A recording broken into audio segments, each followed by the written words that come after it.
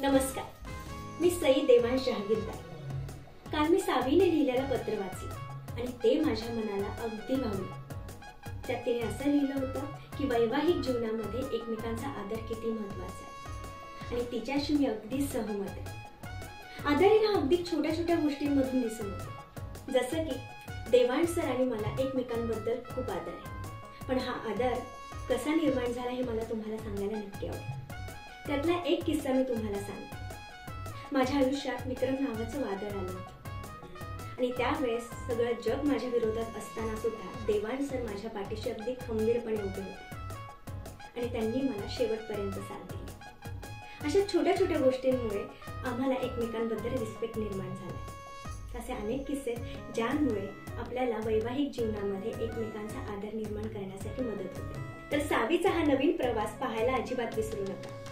नवीन मालिका जुळली गाठ ग 13 जानेवारीपासून सोमवार ते रविवार रात्री 8:30 वाजता फक्त आपल्या सन मराठीवर। नक्की बघा।